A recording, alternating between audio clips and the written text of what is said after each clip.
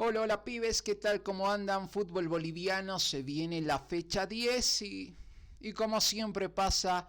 en nuestro país, en la liga que se juega aquí en Bolivia, hay diferentes circunstancias que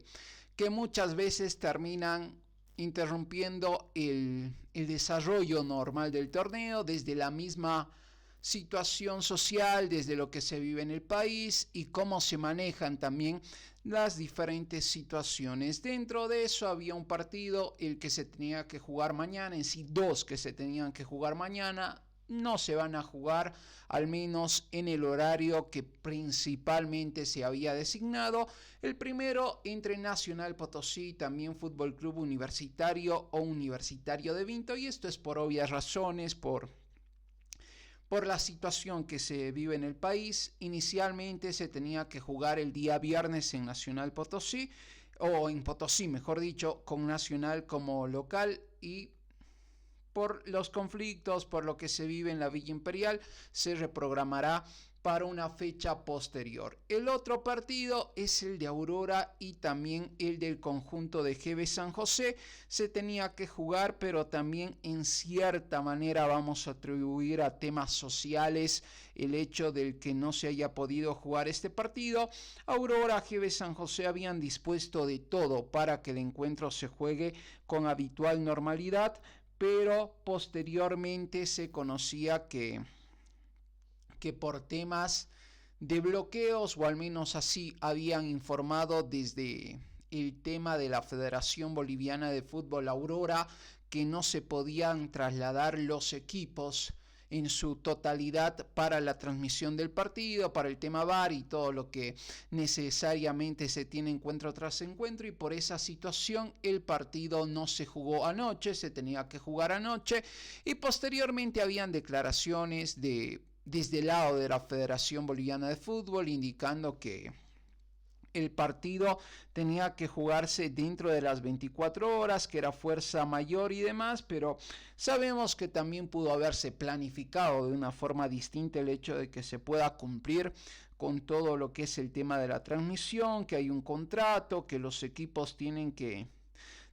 manejarse de acuerdo al contrato, así como los equipos, como las delegaciones, también la situación de la tele, la transmisión y demás, y entre eso se dio un ida y vuelta interesante. Por ejemplo, primero se mencionaba desde la Federación Boliviana de Fútbol que si Aurora no se presentaba o no encontraba escenario deportivo para el encuentro, iba a haber el walkover técnico por esa situación, perjudicando al equipo del pueblo. Esta declaración se daba desde José Luis Callejo, delegado del partido.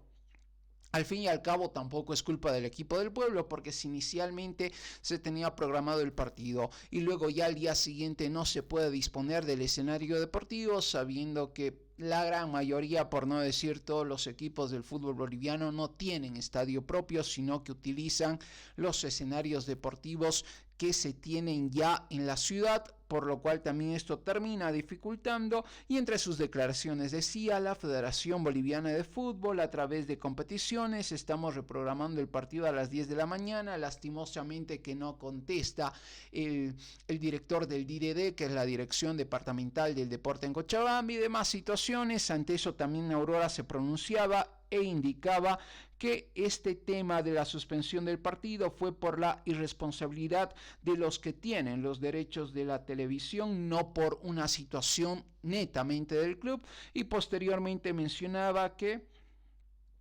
si debido a esa situación se iba a presentar en el Capriles 20:30 y no sería su culpa si no existe escenario deportivo, puesto que la suspensión de este partido finalmente no se debe a una situación, porque decía: el partido programado para hoy 13 de junio no se jugó, no por responsabilidad del club, sino por un incumplimiento de los que debían transmitir el partido, por lo cual no se puede atribuir. Y considero que el reclamo es el justo, el del equipo del pueblo, que no hay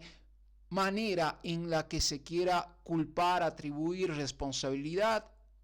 y ese tema de que le iban a quitar los puntos, que hubo el cover técnico para el equipo del pueblo, me parece por demás las declaraciones que daba el delegado que estaba designado para ese encuentro. Afortunadamente la federación se pronunció y mencionó, fuera de algunos puntos, indicó que el partido se va a jugar sábado 14 de junio, Aurora versus GB San José, 20:30 en el Félix Capriles. Esto tras de seguro analizar la situación y saber que no es culpa ni de Aurora y mucho menos tampoco GB San José. Al final ambos equipos estaban en el Capriles. Incluso ahí leí algunos comentarios de hinchas que no se habían percatado de esta situación, que estaban por cercanías del Capriles y que todo estaba cerrado, y son cosas que tiene el fútbol boliviano, que entre lo social, entre cómo se maneja la misma estructura del fútbol boliviano, siempre nos da este tipo de situaciones. Es raro que, ya no sé si decir un torneo o una fecha siquiera del fútbol boliviano se lleve con total normalidad sin que situaciones externas a lo netamente deportivo puedan intervenir. Pero bueno, vamos a comentar un poquito cómo se va a jugar esta fecha para también ir conociendo qué son los partidos, cuáles son los encuentros para que vuelva el fútbol nacional. Nacional Potosí Universitario de Vinto, como lo decía, se pospone, se jugará en otra fecha. Tras lo que pasó entre Aurora, GB San José, el partido que abre la jornada es a las 15:00, doble fecha en el Capriles, doble partido porque también San Antonio será local ante Guavirá en el Capriles. Hoy 5:30, Real Oruro ante The Strongets en Oruro, y a las 8 p.m. Real Tomayapo ante Blooming. Inicialmente eran esos tres partidos, hoy se jugarán 4, 8:30, Aurora y GB San José. También se tienen otros compromisos, por ejemplo el de ABB ante Independiente Petrolero, que se tendría que jugar en el Alto. Este partido que ABB está en una situación expectante también de poder ver si le alcanza para buscar un torneo internacional. Empezó demasiado bien el campeonato, pero ahí está en esa situación de ver qué pasa. Ese partido tampoco se lo va a jugar. ABB informaba que se suspendió. En tanto, mañana 5:15 o 17:15, como gusten llamarlo, Bolívar ante Always Ready, partido, duelo de equipos que están peleando por la punta. Mañana 7:30, todo lo contrario, duelo de equipos que están ahí más o menos viendo qué pasa en la tabla, sobre todo en la parte de abajo. Oriente Petrolero ante Wilstermann, partido bisagra para el Aviador, porque si quiere salir de esa zona dificultosa, este es el partido en el cual tiene que sumar puntos. Y no solo digo ganar, sumar puntos, porque hasta un empate, tomando en cuenta que es en condición de visitante, no estaría tan mal, sobre todo por el desempeño que va teniendo el rojo en este torneo, en el torneo largo que le cuesta mucho, pero en Copa es un Wilstermann totalmente distinto. 6-6 ante Nacional, ante Bolívar, rivales difíciles, pero le está yendo bien en la Copa. Y así marcha la tabla tras la derrota también de Bolívar, que caía 3-1 el fin de semana pasado. Recordemos, se completó ese partido ante GB San José, que inicialmente no se jugó porque no llegó desde Colombia, pero entre la petición, la situación de poder acomodar ese partido en medio de la fecha de eliminatorias, no le favoreció para nada a Bolívar, porque ni siquiera sumó un punto y perdió la gran posibilidad de acercarse a Always Ready. Ahora tiene un mano a mano, pero si ganaba ante GB San José, estaríamos hablando que con esa probable victoria, hipotética victoria ante Always Ready, ahora Bolívar sería el líder, pero necesitará ganarle al Millonario para cortar distancias. Always Ready tiene 23, es puntero. Bolívar y por supuesto que también Always Ready de momento es invicto en este torneo, así que ahí también la oportunidad de que Bolívar sea el equipo que le saque el invicto, o en todo caso Always Ready sigue estirando la diferencia, porque si llegaría a ganar estaríamos hablando de una diferencia más grande respecto a Bolívar, que tiene 19 y es segundo. En tercer puesto, tema de diferencia de gol, The Strongets tiene 19, Blooming cuarto con 17, GB San José que está con 14, de a poco subiendo puestos, sobre todo con esos 3 puntos sumados en el Siles. ABB que tendrá pendiente su partido con 12, Lou de Vinto que también tendrá que jugar por la fecha 10 con 12 en el puesto 7, Guavirá tiene 10 y está octavo, noveno Real Tomayapo con 9, décimo Independiente también con 9 Oriente, con 9 San Antonio, 8 para Nacional Potosí, 8 para Real Oruro y Wilstermann que se queda con 4 ahí, Aurora con menos 22, y en el hipotético caso que gane, ya ese descuento de puntos podría ser en menos de 20 puntos, estaríamos hablando de menos 19, queda bastante torneo,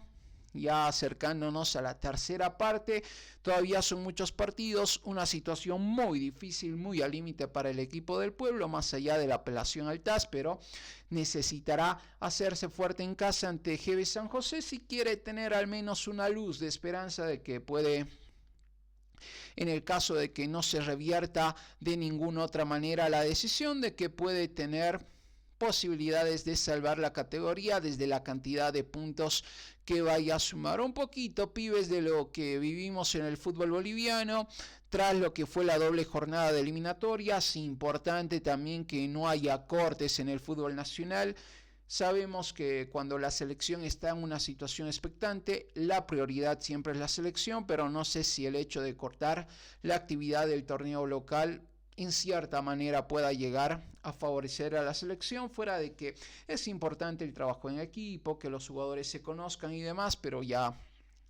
es un buen tiempo que estos jugadores juegan en conjunto y hay algunos nombres que no militan en el fútbol nacional, fuera de que puedes encontrar tal vez en el arco a Carlos Lampe, que puede estar por ahí Paniagua, que Robson Mateus y demás que son del medio local y que se destacan también en la selección boliviana. No es que la estructura, la columna vertebral de la verde sea del fútbol local. Efraín Morales no juega aquí, lo mismo Hacking, y la situación es parecida con Arroyo. Tal vez el tema de los laterales sí, sobre todo el de Diego Medina, ni siquiera el de Roberto Carlos Fernández. Si te vas más adelante, puede ser ahí entre Erwin Vaca y Cuellar. Considero que los dos pueden ser titulares de mantenerse en este ritmo, viendo también qué pasa con López, cómo puede ir ganando minutos desde ese tema de ser sub-20 a empezar a tener rodaje en la selección mayor, pero creo que